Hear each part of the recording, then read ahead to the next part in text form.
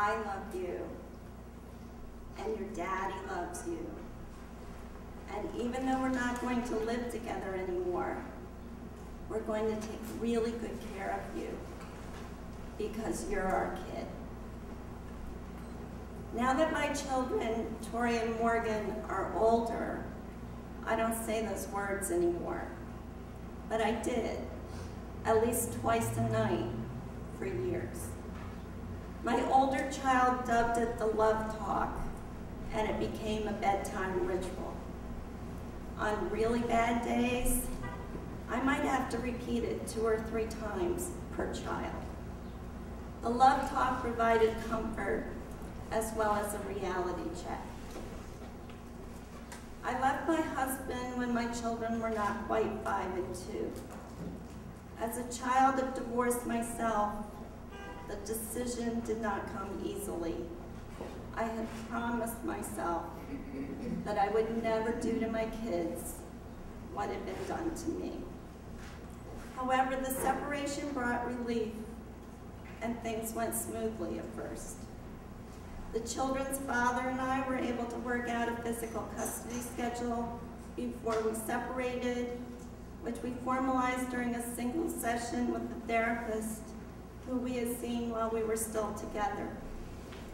From April of the year that I left my husband until December of that year, there was an 8-month reprieve. Things started to unravel around Christmas. One day in mid-January, I went to pick up the kids from their dads at the usual time, and he wouldn't let me take them. He stamped around holding the baby saying, "Kathy, you can't make unilateral decisions." To this day, I don't know what he meant. I was doing what I had been doing for the previous 8 months. I got us back into therapy to try to work out a schedule. Things did not go well. We were reduced to working things out on a week-to-week basis. And some weeks we weren't able to do that. From mid-January until we signed a custody agreement in mid-November, the children either didn't have a schedule or had a different one from week to week. During this time, the therapist stressed that the children had to be reassured. They had to be told that just because parents stop loving each other, it doesn't mean that parents stop loving their children. They had to be told that we loved them and they were not going to be abandoned. I found all of this very hard. I found it hard to tell the children that their dad loved them. I thought that if he really loved them, he wouldn't be acting the way he was. And I was sure that he wasn't telling the kids that I loved them. Besides, nobody did it for me and I survived. Never mind that I was much older at the time of my parents' separation. Once I had finally gotten the words out of my mouth, I thought, there, I'll never have to do that again.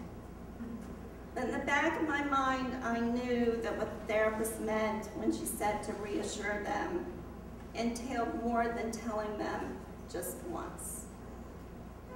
Nevertheless, when Tori asked for that love talk at bedtime a few days later, it took me a minute to understand what he wanted. But over time, it became a nightly ritual. When I think of the love talk now, I think of the time that I was having trouble getting the kids into bed and threatened to take it away. I told them that if they didn't hurry up and get their teeth brushed and get into bed, there would be no love talk. That turned them around and got them going. A friend who was visiting was amazed that the love talk could get children into bed. I also remember a time when we were visiting friends and had so much fun going fishing after dinner and stopping for ice cream that Tori told me he didn't need a love talk.